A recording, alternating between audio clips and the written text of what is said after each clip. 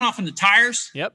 And he used a couple words that they didn't get to beep out on TV, and it was funny because he called Richard Petty a name and then he might have dropped an F-bomb on the thing there, and it was just kind of funny. I remember that, and we got more press over him doing that than anything that we did for the rest of the time that we were together. But we had that car, and we were going to do a lot of racing, and then and I actually had met Jeff Gordon even before I got hurt.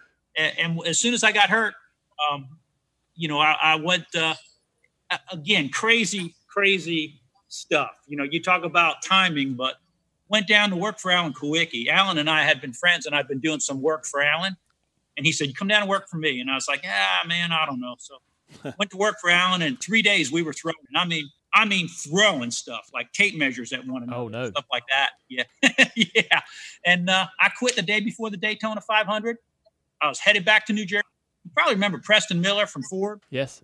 Preston Miller said, "Where are you going?" I said, "Home." And he said, "Hotel?" I said, "No, New Jersey. I'm done." And he said, whoa, wait a minute. And if Preston put me over at Bill Davis Racing the next day, and if it hadn't been for that chance deal, I mean, I could have been selling frozen yogurt or something on the Jersey Shore by now. I don't know. It's crazy how things work out. Well, I've seen pictures of you, and you've shared with me working with Dave Marcus. When did that happen?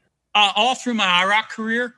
I wanted to see more about what was going on, and I said, "Dave, I'd like to come down and help you." And Dave gave me my first shot at working on a cup car or a sportsman car.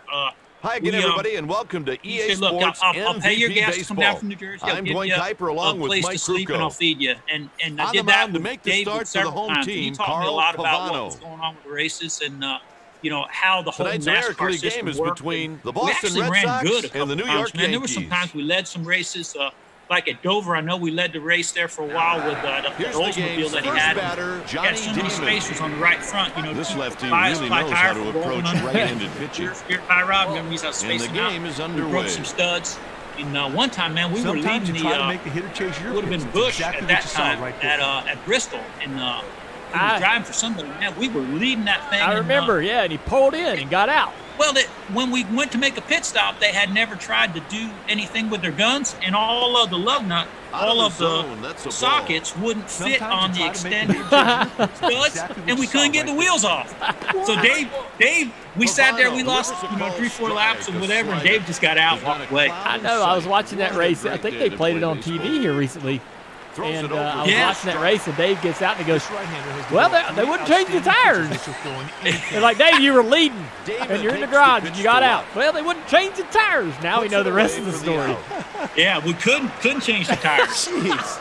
That's hilarious. It was those days, they were fun. They were like, "All right, you ever do this or you ever do that?" And it's like, "Well, no, okay, well, here's how you do it." And here comes a pit stop. So, you end up working with Jeff Gordon and become this, phenomenon, dynasty. But working in Iraq, you're a driver. You've been around drivers, racing it in the modifieds and so forth. But working with Dave or going to the Iraq series and working with those guys, what did that teach you about other drivers and how to manage drivers, how to work with drivers, how to work? Did you have people skills out of the gate, or did you have to hone that ability to communicate with those guys? I'm from New Jersey, so they don't teach us people skills there in Jersey. We got to kind of learn that. One of the things I think that made the biggest difference is I got to work with the greatest drivers in the world at that time. Foyt, Andretti, Unser, your dad. And you learn so much from those guys. I mean, we had Yarborough and Petty and they were so gracious with their time, and they were okay with asking why. And I remember even like Rustin Wallace, people like that, I'd be like, "Why?" or "How did you feel that?" And, I think that when people I was working with that group of people, that there's just certain things that they think about, or that they are so comfortable in their environment that moment in time, like a second to me, and probably a second to you being a race driver, and Matt, it's all different, and I realized that those guys were so comfortable in their environment that they were where I'd be going around there at 150 just trying not to hit anything, and that's what I'm thinking about, and they're thinking about this and that, and you start to realize that when you talk to other drivers, you pretty know quickly when a guy's giving you feedback, whether, what he's thinking about. And what it taught me was how to ask the right questions over and over again to get that driver to really break that down in his mind, to give you the information so you could fix the car. And, that IROC experience is valuable in my career, not just to the driver communication, but the organizational part. Yeah. You mentioned going to work for Bill Davis. What did they put you on as soon as you got there?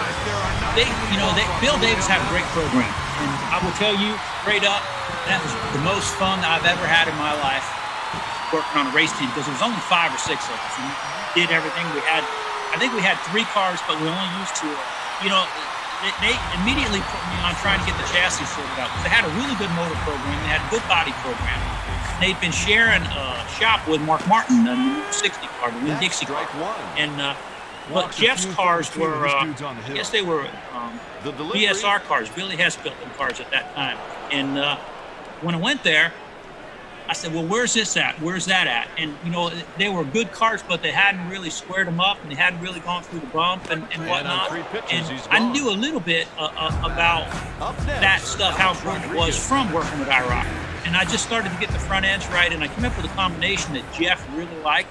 And then we just worked on making both cars the same. And, probably the biggest thing I learned at Bill Davis, though, is no matter how good your chassis is, you still got to have a good motor and a good driver, because you got those 2 things. Those other cars are a lot easier to pass. When was the moment when you realized that Jeff had the talent?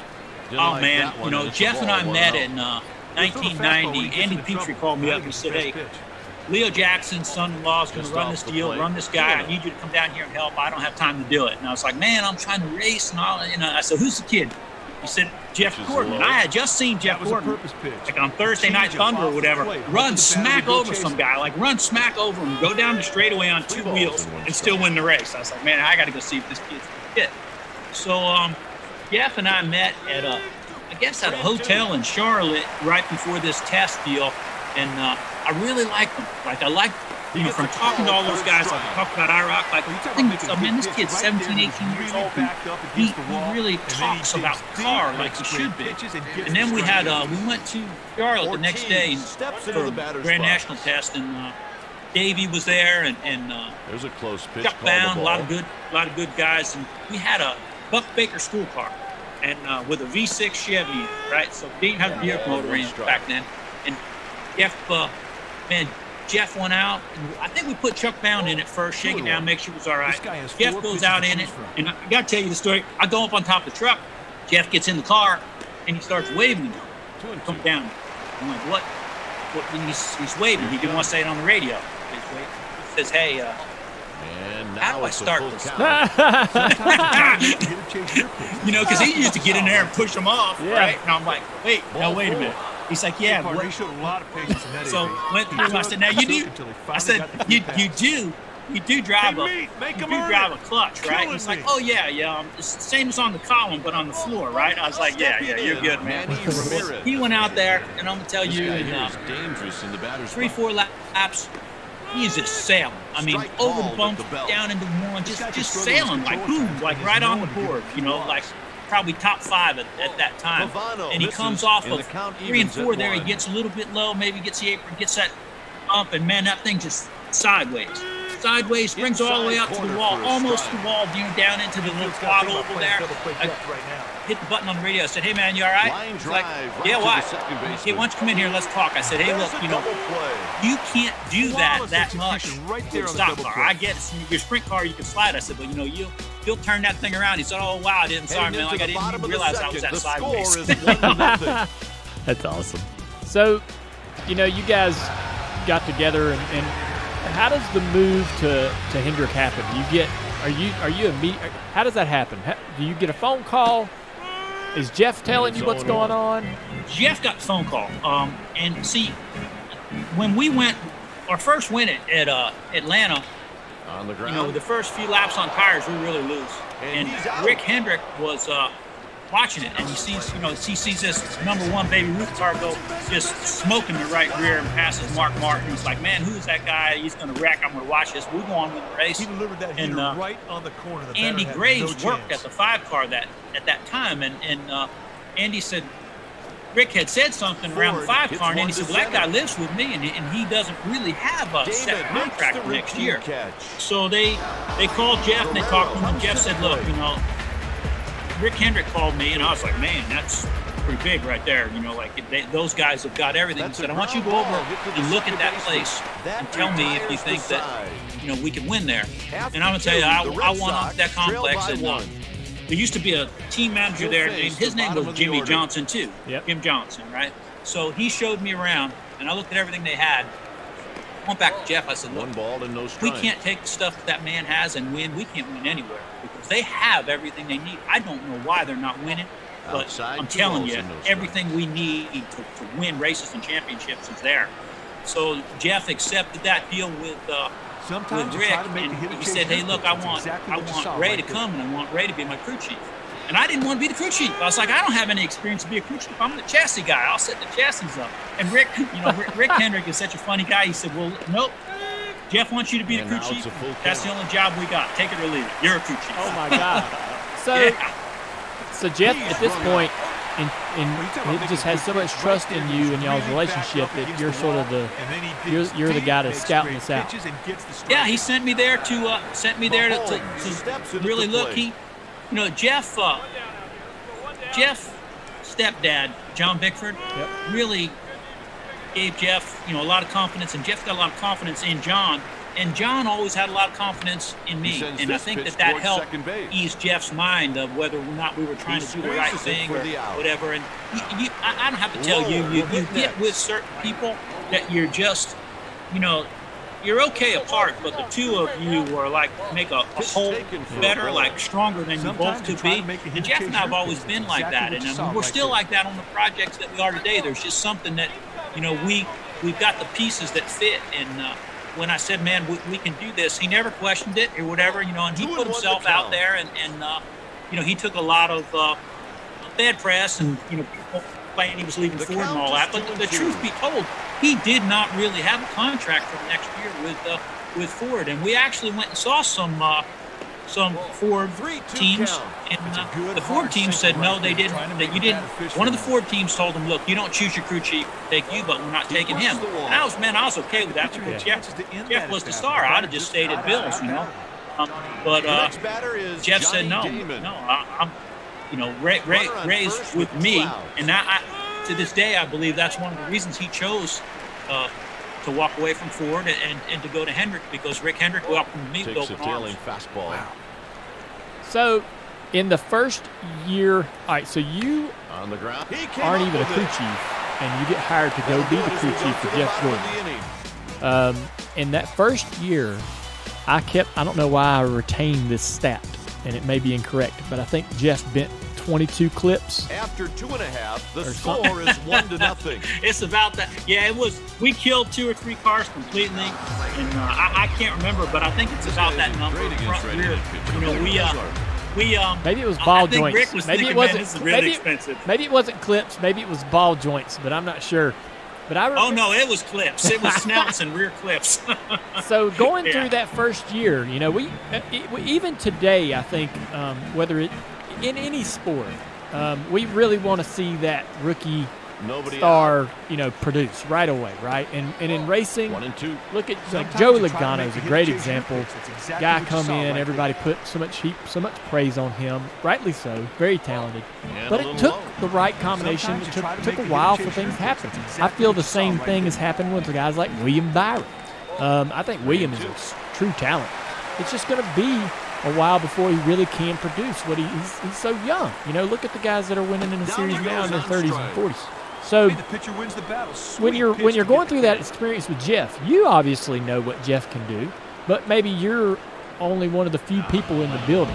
And yes, there's good runs and success, and you're seeing the glimpse of the future. But was there any point, I guess, in the season when anyone was sort of like going, man, is he gonna get this thing where he can, keep the wheels on it? And there's a swing and a miss. It's a little bit of a different world back then. So in some ways, we probably had it a little bit easier on us than maybe William Byron or some of these younger guys have now, because the expectation was a little bit different. A lot of guys, like you said, the guys winning now in their 30s and 40s. Well, back then, the guys that were winning were in their 40s and 50s, and everybody kind of knew you had to build up that 20-year notebook before you could be a top driver. And I think that people could see the talent that he had and knew that sooner or later he was going to get a notebook on the tracks and he was going to figure this out. And more importantly, I was going to figure it out, because you had a rookie driver, but you also had a really rookie crew chief, right? I had only been working on a car with fenders for a little while. And I felt personally like everything worked out good in the end, because I think us both starting so young when we learned together, but had Jeff had a more experienced crew chief, he might have won earlier in his first year. No, we did. Even though we did win the first race for Rick, I think, our first race at Daytona. But there were some mistakes I made as well, building the cars and what kind of mistakes? I think that I wasn't sharp enough with aerodynamics at first. It took me really a year or so to understand how much effect that really had. I think some of my race strategy stuff I had to learn, because back then, without all the computers, without all the this and simulation and that, you had a notebook, and it was like playing a multi-level chess game. You're playing over here, and there were times I got playing these two guys, and darn if we didn't get beat by this guy over here because he had a different strategy. So I think that all of us growing together, and about the time we hit our stride, we won the Coke 600. We won that on a 2-tire deal, and that was great in '94. But then we went to Indy when the Brickyard 494. The playing field was pretty level. Nobody had a notebook. And we went there and won it. And then we're okay, we can run with these guys. And that built a lot of confidence. But I do feel like, Jeff had a more experienced crew chief, he might have won earlier, but I'm not sure he would have won as much as we did later. Right. You built a car that's iconic, and a lot of people think this car is maybe one of the best race cars ever built, T-Rex. All right. I tried to get Gary Nelson to come on the show because Gary, to me, was just a really incredible crew chief, but also a lot of ingenuity and creativity is what I like to call it, working in the holes of the rule book and so forth. And I'm sure that, I've learned in my career how Tony Sr. and Tony Jr. and Steve Letarte and all those guys also found those pockets to work in. What is your experience with that? I mean, is there anything about the T-Rex car that you can tell us that was some creative genius that set that car apart from everybody else? Or is there anything else, even maybe not related to that car, that you and your guys understood or discovered first, whether it's buck stops, coil bound, or anything like that? Well, I can talk about anything you want, because we're buds, and B, there's like a statute of limitations, so I don't think they can find me, or I hope they can't kick me back out of the Hall of Fame. I mean, that's I can tell you that the things that we worked on, Dale, were just what I thought basic stuff. I did bring some short track stuff, but that whole light, low, left, right, and and unsprung weight, and then understand and combine that with aerodynamics and rotating mass. We worked on lightening up our driveline components. We worked on really hard on shock absorbers. Again, through my years at Penske, I helped develop the Penske shock absorber with Jeff Bryant. And so I knew about all the stuff that came on with shocks. We also did a large part of the radial tire development with Goodyear, so I had a good handle on what to do with that. And I looked at these Cup cars, and man, they were built like indestructible. Indestructible. You just bash her in the wall and back her up and go. And where we started to build things a little bit lighter and paying attention to unsprung weight, to shock absorbers, to rotating mass, and then taking advantage of a lot of aerodynamic stuff. Now, sometimes I took advantage of some things that were a little bit outside, like the hub at Charlotte that night was not titanium. It was not a titanium hub, but it was lightened up. It was lightened up a little bit too much, and that cost me a good bit of money. And we used to do some things. We'd get signed and tapped here and there, but show up with aluminum dry shaft and hollow axles and all kind of stuff like that. Lightening up the gears. But, the T-Rex thing, I'm going to tell you, I've always told everybody, that car goes to Rick Hendrick. Rick Hendrick got us all together.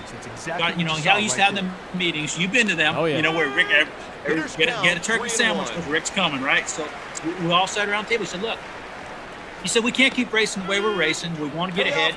I want you guys to put all your ideas on paper, get with Rex Stump, who was our lead engineer at that time, brilliant guy, and Gary Aker, another guy, right down here at Aerodyne, brilliant guy.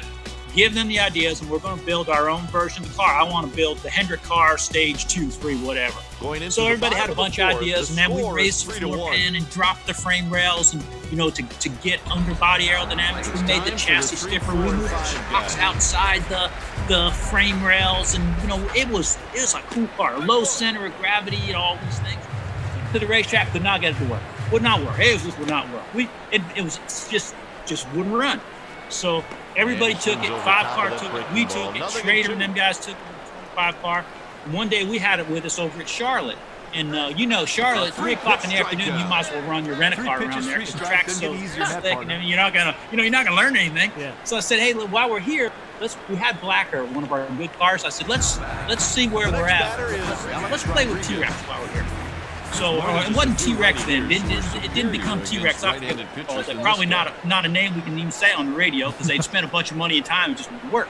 So we go out there and Jeff makes a few laps and it's about a half a second off of Blacker, right? And he comes in. He said, "Man, I just don't know." He said, "I feel there's something there, but it just ain't whatever."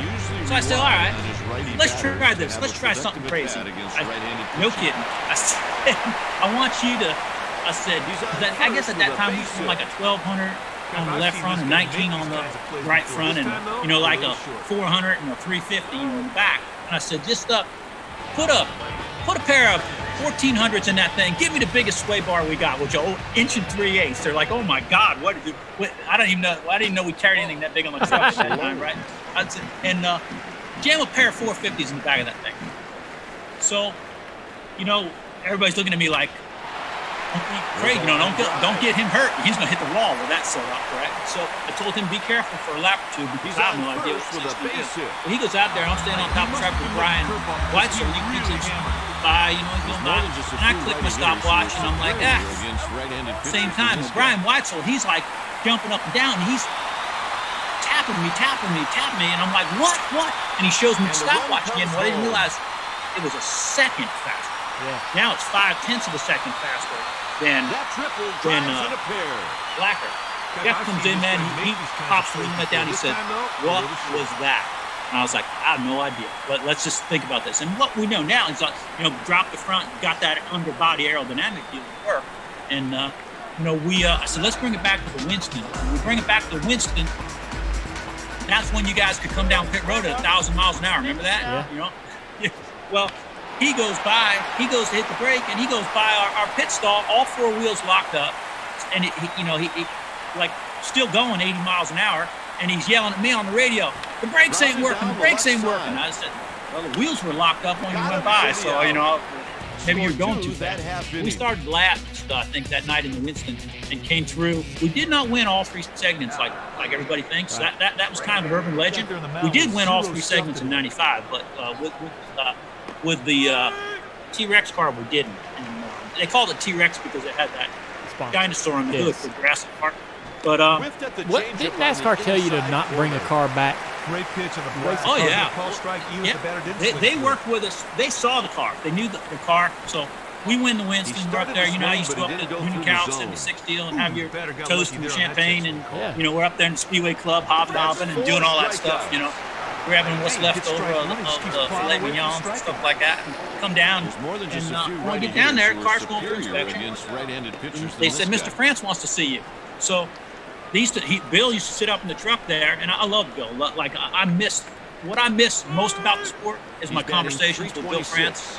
And I thought Bill was just going to offer me a beer and we're going to sit and talk about the race and stuff like that, right? So I go in the hauler, and there used to be a beige-colored push-button phone sitting right there. They'd plug in wherever they went. We didn't even have cell phones and all that stuff all over the place. No satellites, none of that.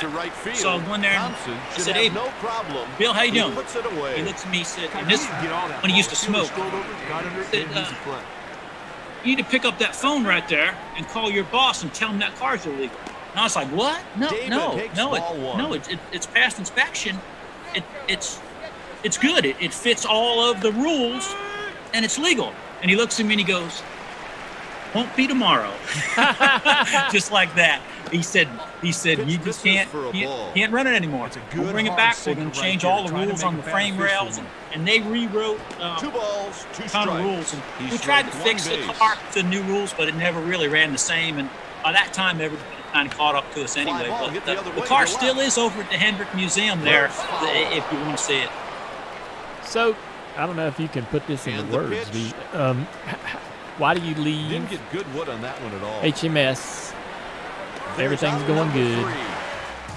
Winning championships, winning a lot of races. The game's tied at 3. What made you strike out to go do your own deal? I mean, I know it was Dodge. I know there was a lot of opportunity and probably a lucrative situation. You had been scared, and you had something comfortable, right? You were dominating. Yeah, those decisions, you look in life, sometimes he can't check his they're swing hard, right? But I trust my gut a lot. When race guys, he's got a plan. He does this. Well, sometimes I got to tell you the truth. I say, well, let's switch it out. Sometimes I just jump and figure the plan on the way down. You know what I mean? Hope you don't go down too far. You just got to trust your gut that it's time. I've sometimes had a good sense of timing when it was ready to change. And at that time, I had the best job in motorsports. Could have gone and done anything I wanted to do in Hendrick. But ultimately, it still was Hendrick Motorsports. Jeff was growing and changing. When I met Jeff, he was 18. Strike with a fastball. Now, he's been through a lot. He was already time champion. He had lots of stuff going on, pulling in different directions. And I didn't feel like he needed a coach like I was.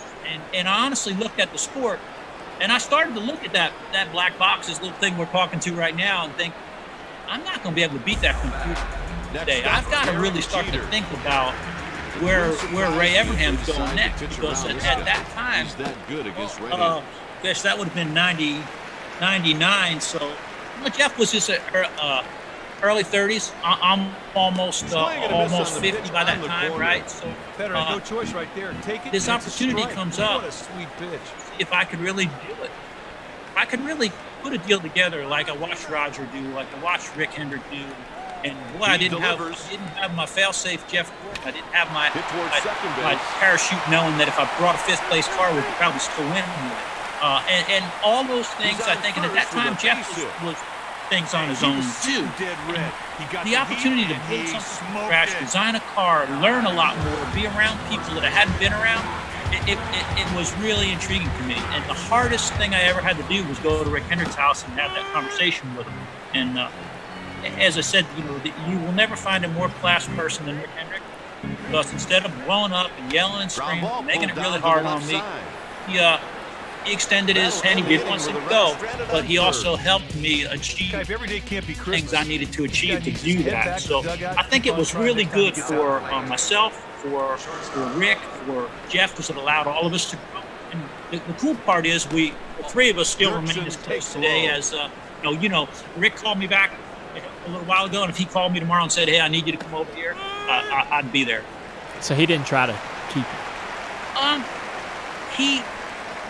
I asked them, to let me do this. And you know what? It was really funny. Both of them were very respectful, but neither one of them wanted me to go. But I think Rick, deep down inside, when everybody knew it was time, you know what I mean? It was really an odd deal, but everybody kind of knew it was time because the sport was changing and Jeff was changing. And it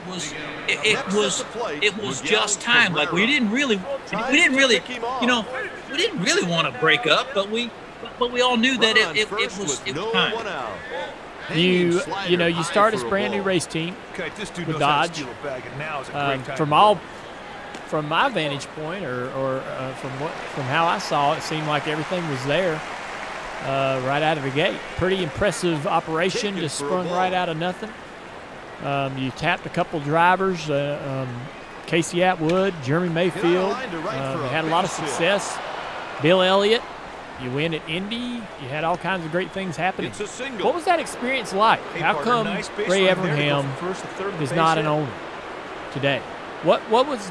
I know you had fun. I know you had great moments and enjoyed it.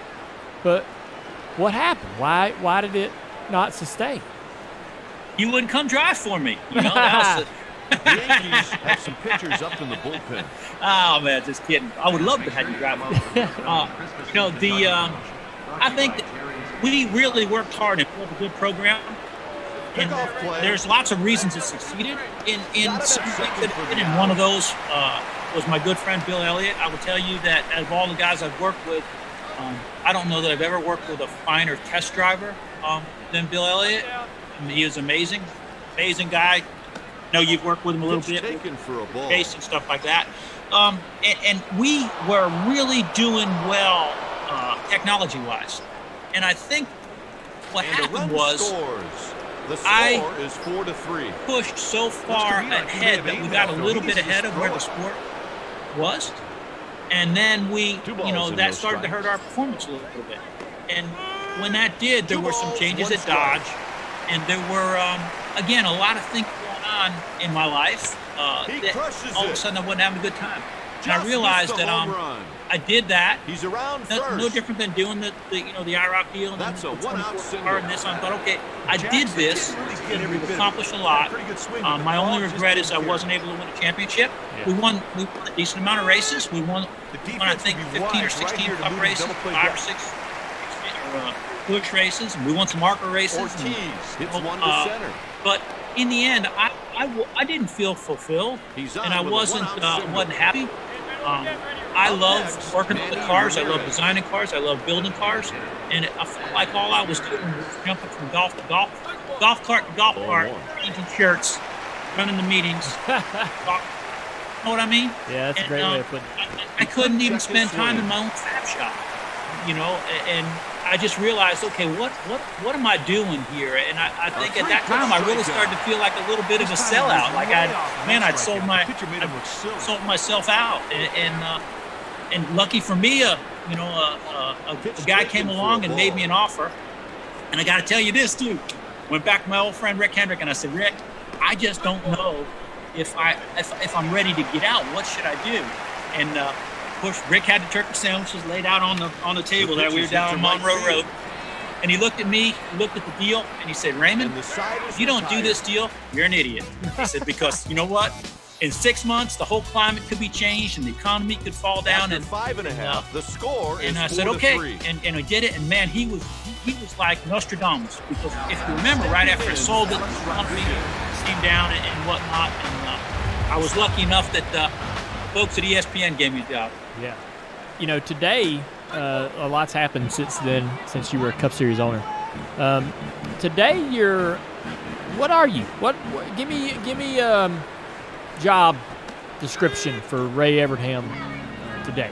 Oh man, there used to be a really cool Chevrolet truck commercial where they said to the guy, "What are you doing?" I'm like,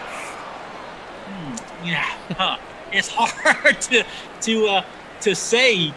Man, I'm a picker like you, right? I enjoy finding the old cars and finding the old stories. And hey, just a plug for you guys all the way. The new show is fantastic. Bill flew me over to Middle Georgia one time with a helicopter. Yeah. They showed me the track and where the still and everything was. Really cool deal. Like you, I think the only way I can give back to the sport now is help preserve and protect history. Our DNA, if you will. That's why I'm so proud to be part of the NASCAR Hall of Fame, to be able to share in that. So right now, we at Ray Evernham Enterprises, we restore vintage race cars. We did a little bit of TV production with our show Glory Road and then Americana. And I try and spend more time with my family. I'm working on a better balance with that. And again, I see you doing that. I'm so proud of what you do, what you're doing. So I guess right now I'm trying to copy Dale Earnhardt Jr. That's what I'm doing. And of course, we just announced the other day about SRX. So, which is to me, I'm going full circle. To me, I'm like going home.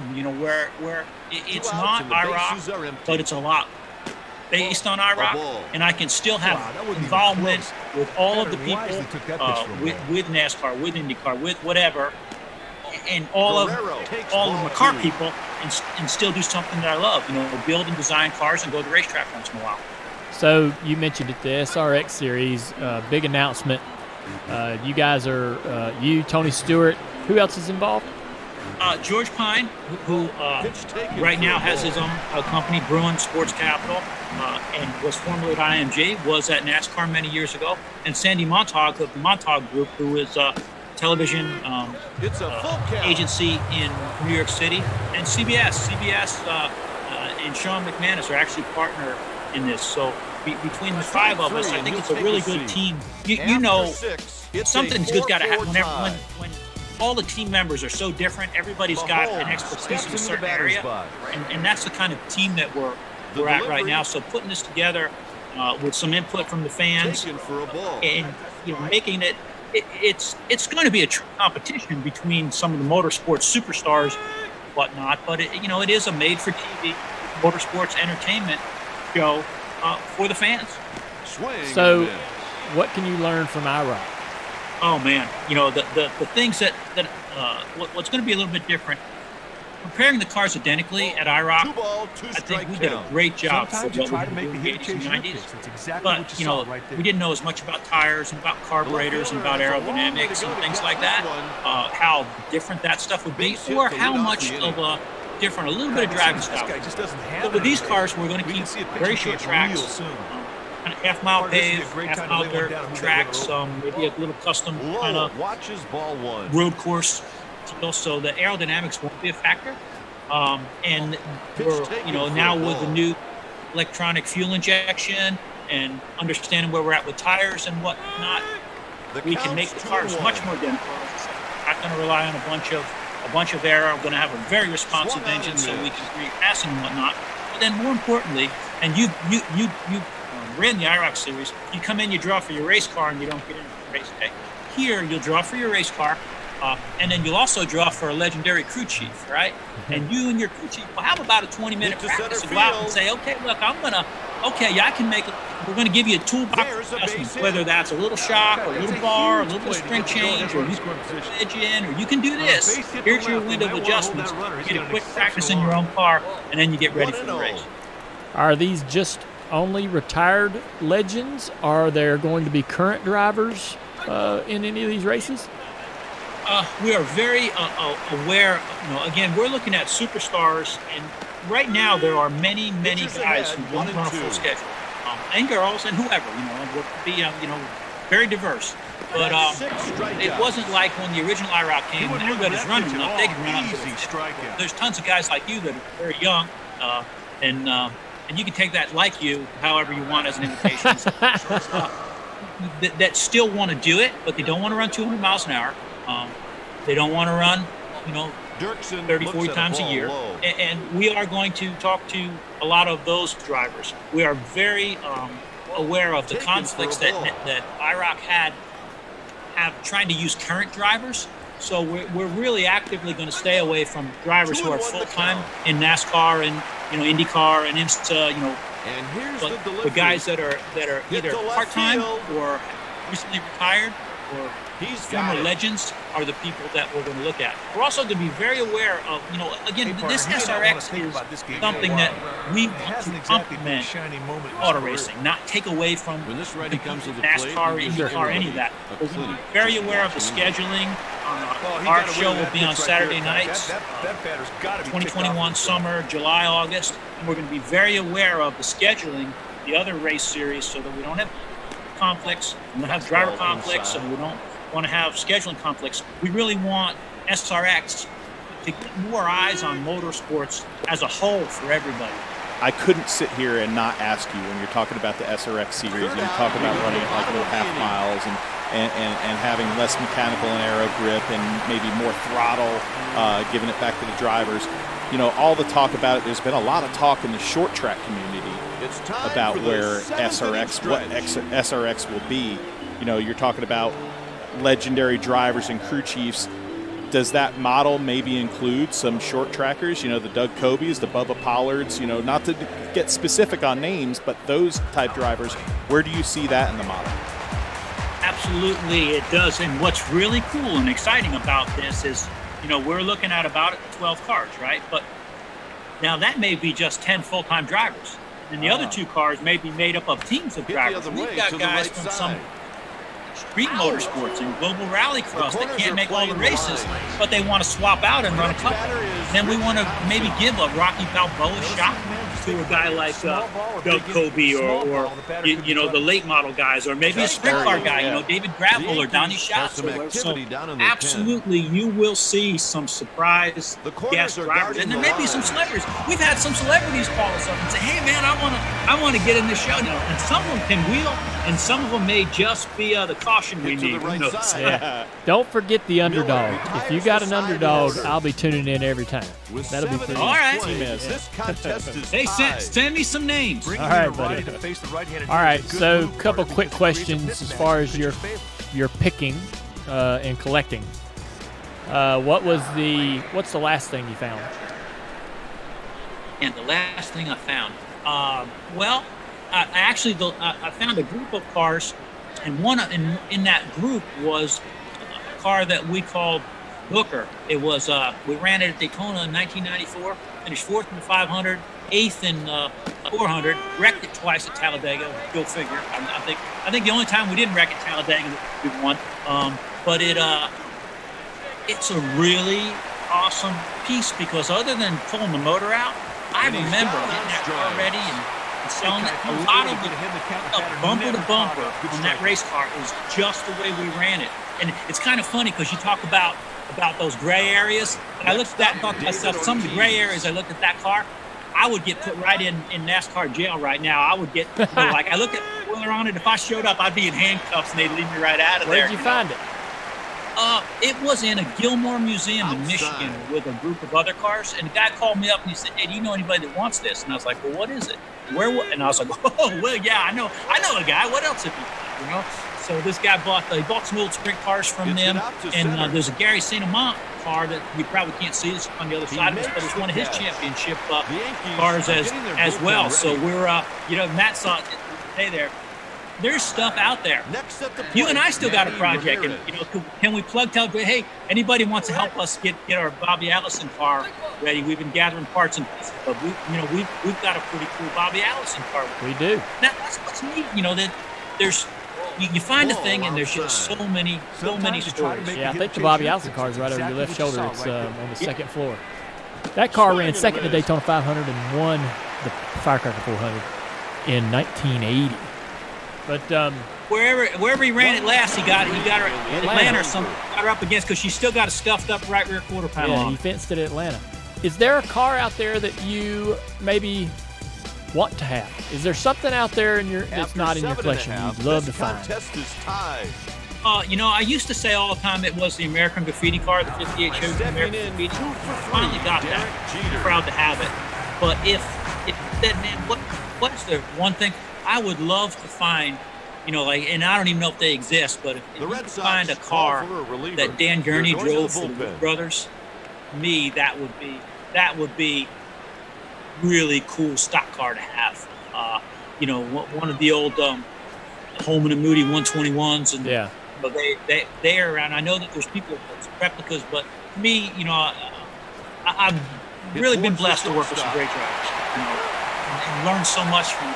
But Dan Gurney, he was like the ultimate guy, car builder, driver, and was fortunate to get to know him before he passed away. But to have, I've got one in the car. And matter of fact, I got a picture of you. the car, Dan won his last IndyCar race in that, and I've got a picture of you sitting in it. But to have a stock car that he drove, that'd be pretty cool. Yeah. What's the end game for you on this? End game for me, man.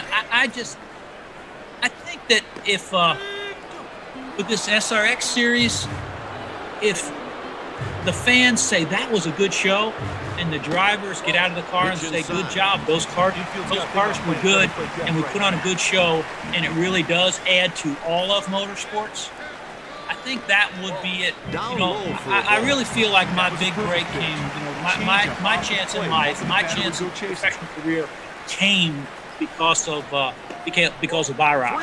So now to be able to reboot and start a series that's a lot like that, and maybe be able to work with a group of young guys like Jay Signori did with us, and teach some of these young guys and get maybe the next, who knows, Ray Abraham or whoever involved in the sport. That'd be good for me. But, I just I don't know. I always tell everybody I think I got one more good one left in me, but I want to be like Roger Penske. And Roger Penske's 82, 83 years old, and he is at Indianapolis Motor Speedway and runs around the world all the time. So I want to be like Roger. So I got 20 years to go yet. Yeah, I think you can do it, buddy. Well, man, I appreciate you coming on the show. You're an amazing guy, and I'm so thankful to have gotten to know you and become such good friends. It's really meant a lot to me personally. But again, thanks for coming on the show. Fans are going to love hearing from you. And I hope you have a good week, pal, until I see you again. All right, I appreciate being on, and great job. Keep digging the history, buddy. Yes, sir. Same to you.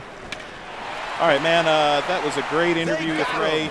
But before we get going with the rest of the show, Dale, let's tell the listeners about a fresh new partner and welcome them to the download. Say hello to HelloFresh. Say hello to HelloFresh. Hello.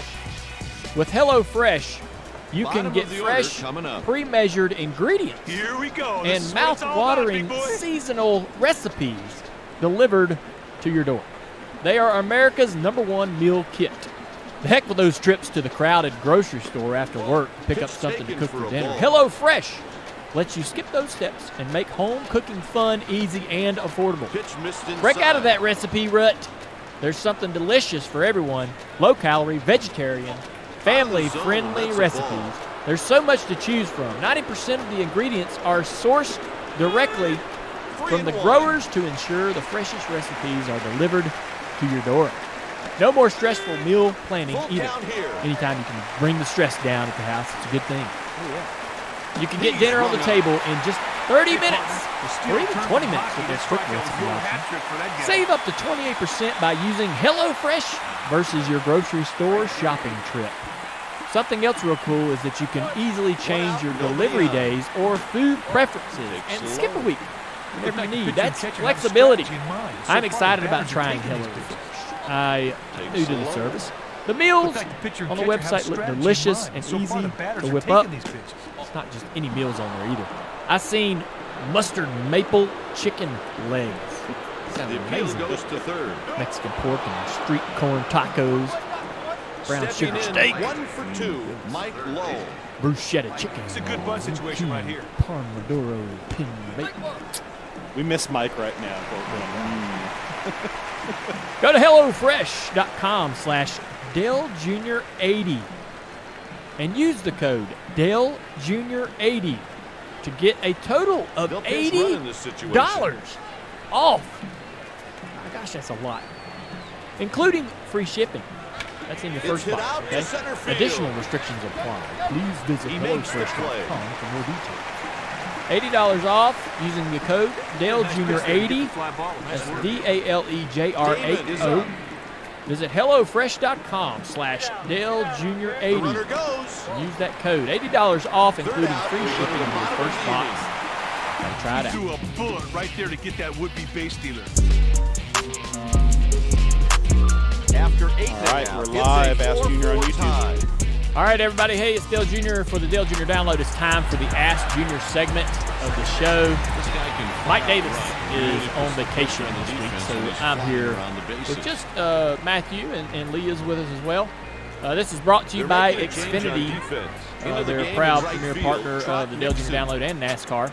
You guys sent your questions into @Xfinity Racing on Twitter.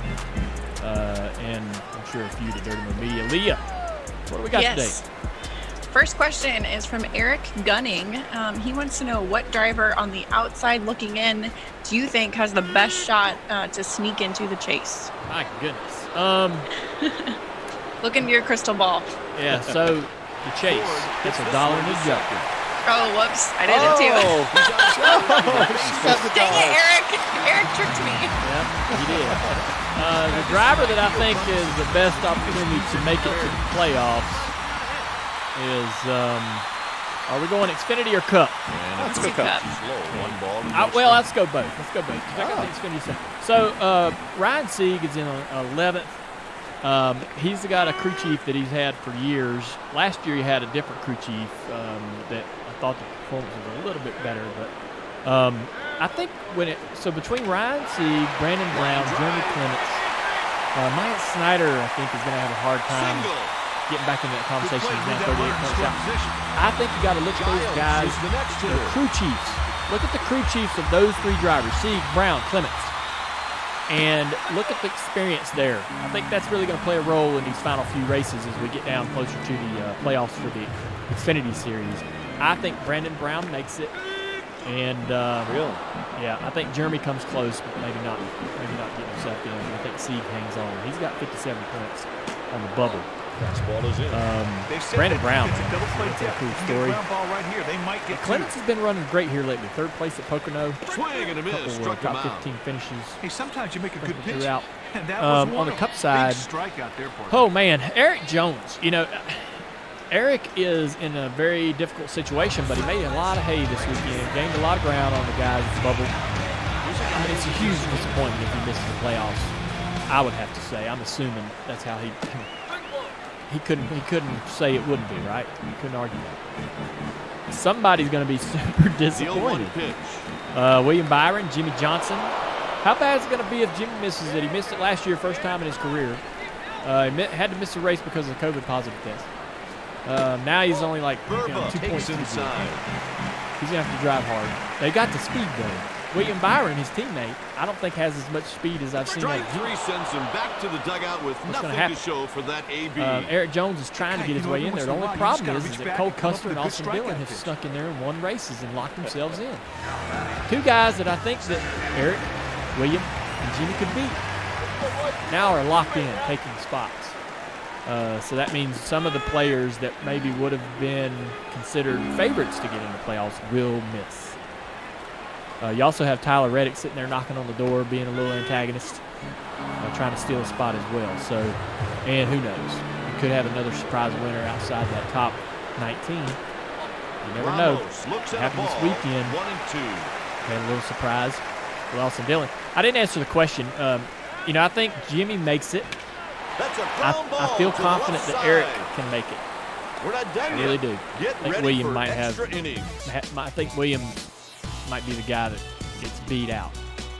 So there you go. I think Clint. After 9, it's a 4-4 the great thing about a team tie. that Clint drives for, like Stuart Haas, even Hendrick Motorsports to a degree. The Chevrolets worry me a little bit. The great thing about Boyer is that he really has some speed out of his teammates. The 10, the 4, man, they can really lean on that. Company can start moving resources toward Clint to ensure he gets some better performance. I've seen that happen in Hendrick Motorsports, and it's effective. So that gives me some confidence on Clint. Next question. Next question is coming all the way from Indonesia. Somebody in our YouTube live chat. Phonics awesome. RMF. Greetings from Indonesia. What international racetracks would you like to drive on? Brands Hatch. Brands Hatch Indy, the smaller course. So I've ran on the. So I've only ran on Brands Hatch in simulation. There was an old British Touring Car Championship game, Toka 2. And I loved racing on the Indy small short course of Brands Hatch. Pretty simple, small racetrack. A lot of beating and banging in that series back then. They still get pretty aggressive. I love the British Touring Car Championship. Jason Plato and guys like that. They need to get a run right here. He used to be an independent. I love the underdog. So I fell in love with that racetrack, and I race it, even the longer course, on iRacing quite a bit. The Skip Barber car is a blast around Brands Hatch. So I'd love to go there and check that place out. There's, I mean, all the tracks over there. If you're a race fan of any kind, you want to check out what's going on in different parts of the world. So Brands Hatch, I guess, is the one that pops up in my mind first. Next question coming from NASCAR's biggest fan. What do you think about the comments Brad Keselowski made a few days ago about demoting struggling drivers? I think that there could be a better, maybe not demotion in a sense. I think there could be a better ladder system. You know, we used to have, things that guys had to do to be able to get to a certain place. They wouldn't be cleared to run at Daytona unless they had done X, Y, and Z and things like that. And that seemed to work pretty good. We stripped away and added things. Remember when Kyle Busch was trying to race in Truck Series? He was too young. The runner moving from first to third in that single was a great example of that. Oh, yeah. So, there was some limitations, and they sucked at times, right? Because you wanted to see him in there. You knew Kyle was great, fast, and you'd be like, hey, man, guy, he's got to wait. They pull the infield in. Now you got kids, they're 13 years old, racing late models and things like that. Where do you draw the line? Yeah. You got to make the kid race late models for ever. I don't know what the answer is, but I definitely think that for the Cup Series that there should be some things that you should accomplish or need to accomplish before you can go. Here's the 1-2. That's 3 strikeouts. I really do. Hey, partner, So it's a steal turn from hockey. That strikeout I do. I feel like I'm not going to draw comparisons with other sports. There's the urgency to have it to say, well, in this sport, does that happen? Take any. I think just I feel bad for the guy in that 0-0, Quinn. That was a bad move. I haven't even heard what his side of it is, but you can't have that. That type of mistake happen. The guy's going to make mistakes and drive the car into the corner and get loose and things like that, but you can't have a guy not really knowing how to exit the racetrack to pit and cleaning people out. But this reminds me of an incident, I think, going back to New Hampshire many years ago where Morgan Shepherd got into Joey Logano. I think Joey was winning the race, and Morgan got into him. Morgan was racing in the Cup Series, one off field, and he was quite a bit off pace in his mid-70s at the time, maybe. I don't remember how old he was, but he was up there. And honestly, I love Morgan and don't want to discredit his impact on the sport or anything, but man, it probably wasn't necessary that he be out there. Yep. And he ended up creating a problem for someone that was trying to win the race or running up front, leading the race. And we can avoid that. I think this falls right into that bucket for me. Maybe some accomplishments or something be put into place for a driver that have to do X, Y, and Z a little bit more to get into that Cup car.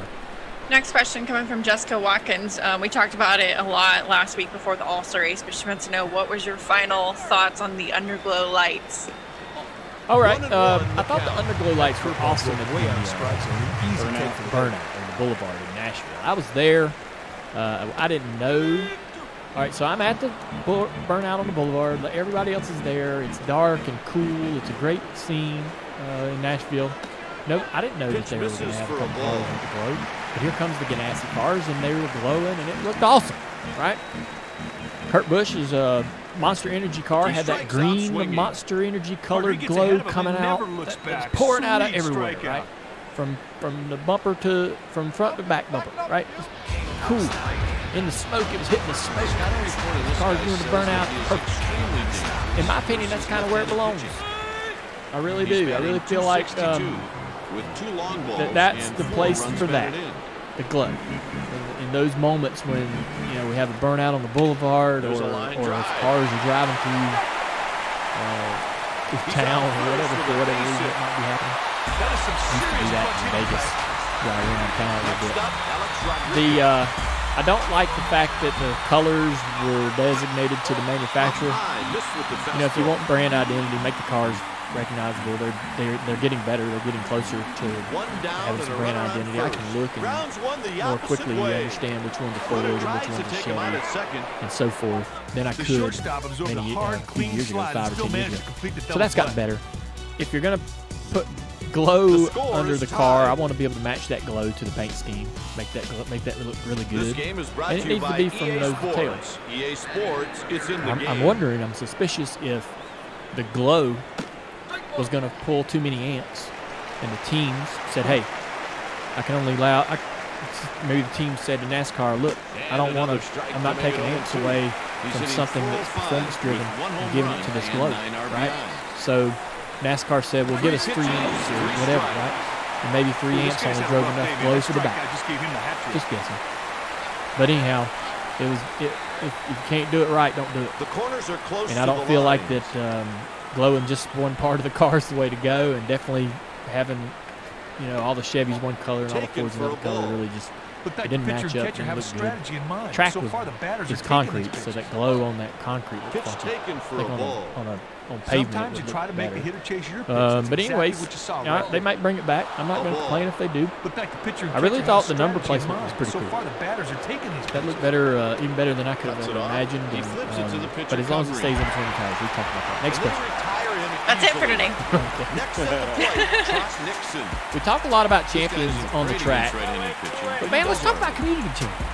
Yeah, we're talking about folks who win at helping each other, helping others all year long, and our partner Xfinity is saluting them with the Comcast Community Champion of the Year program. Heard about this. If there's someone you know in the NASCAR industry giving back to their community, all right, swing by ComcastCommunityChampion.com. All right, go to ComcastCommunityChampion.com to nominate that person and learn more about the program. Head on over now and nominate today. 3 finalists will be selected for donations from Conquest for their charities. And don't forget to let Dale hear from you too.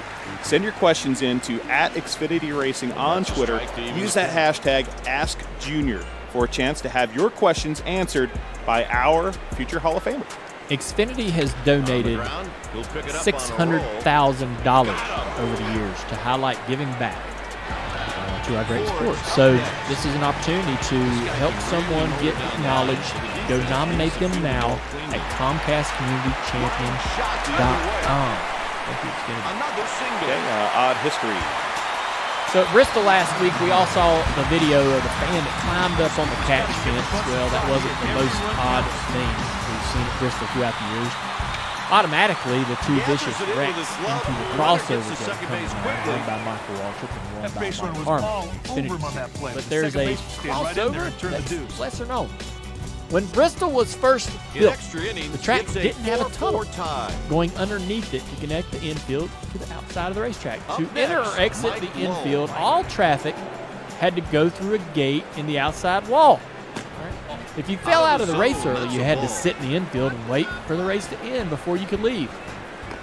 That had to be pretty painful to do. I've done that. As a little kid, Dad would crash out or something. We'd be sitting there. I got that picture of me standing in the tires stacked up with Dad and his car in the background. Oh, yeah. Is Bristol. Yeah. He wrecked on pit road. First race with Richard Childers. Tears his car up, and we're stuck in the infield watching the race all night. You probably liked it. I don't remember it, but boy, I promise you I was on it. I didn't care anything about that being out of race. I'm hanging the pops. Well, in the March race in 1969, Bobby Isaac started from the pole, and he was whooping them pretty good, leading 249 laps. With only 52 laps to go, a radiator hose came undone and caused the engine to blow. Isaac, he wasn't happy. Without saying anything to his crew, he left the car on pit road and walked down to turn 2. He waited for a break in the traffic, and during the green flag, ran across the track with his helmet in his hands, jumped over the guardrail, and walked straight to his car in the parking lot and drove over. During green flag at Bristol. That's insane. Last call. Last call. Other podcast, Door Bumper Clear. Freddie Kraft, he goes off on fan reaction. Bubba was wrecked at Bristol. There's a line drive. The guys share their bold opinions about the Cup rookie Quinn Huff. and the accident in Texas. They let it fly, man. You guys need to listen to Doorbell McCool. Second best show. Yeah, second best show. I mean, they like to say they're the best. I love the competition. Yeah. Again, I'll ask it. When are we doing a show together? It is going to be in the works. I'm ready you. to debate these. He's done for the day. Well, it's going to be tough to debate Brett. He knows everything. Let's get it. But I love him. Let's get in the room. Make it happen. Lost Speedways. Don't forget Peacock TV. Go download that. It's free for Xfinity customers. You get the Premier service. All right. If you're an Xfinity customer, you get the Premier service.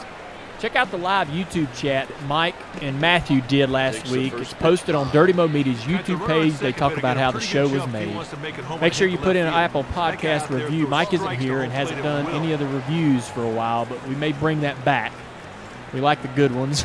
Yeah, of course we do. Yeah, we get a chuckle from the others as well. Yeah, we actually had a really cool review come in. A lot of it's feedback, okay? Oh, yeah. And you know, we like feedback. We love feedback. And Hammer Wedge said, I like this one. The only feedback, less Dillner, less Davis, more the girl on the monitor, Leah Vaughn. Oh, nice. So somebody loves you. I'm not Hammer Wedge. It's not my burner. TLD57. Paul Morris podcast was epic. He knows how to tell a story. It was downright entertaining. Definitely need more guests like him, which I like because, Dale, those are the guests that aren't like the marquee names and sometimes the best stories. One more real quick for you from JRE119. Mark Martin, finally, the elusive interview. It was everything we could have hoped for. Well done. This season has had so many great interviews. Keep up the great work. Well, that's a great review. Such a great compliment. I appreciate it. And the best component to our podcast is the TV show. Dale Jr. Download this Wednesday, all right, at 6:30 on NBC Sports Network. You guys get to see how we do the show, a little bit of our guests. Obviously not the entire podcast, but you get all the good nuggets. And now it's time for vacation. Right? Going on vacation. But we're still going to have a big show for you guys next week. Don't forget, it's going to be a great show. Can't wait for you guys to. Can we tell who the guest is? Unless you want to announce it on Twitter. No. Robbie Gordon is going to be our guest next week. We rarely introduce the guest for the next show this early. So this is a little. If you stayed plugged in for this long and you're still listening, you get a cookie. You will know. Yeah, Robbie Gordon is the guest for next week. All right, man. Ray Evernham. It has been a great year. Yeah. Mark Martin, Ray Evernham, a lot of other great interviews as well. Robbie Gordon coming up next week. And Dale Jr. Download is cranking them out this year. Awesome show. Have a good weekend, everybody. Enjoy Kansas. Check out Dirty Mo Media on YouTube, Twitter, Facebook, and Instagram. Dirty Mo.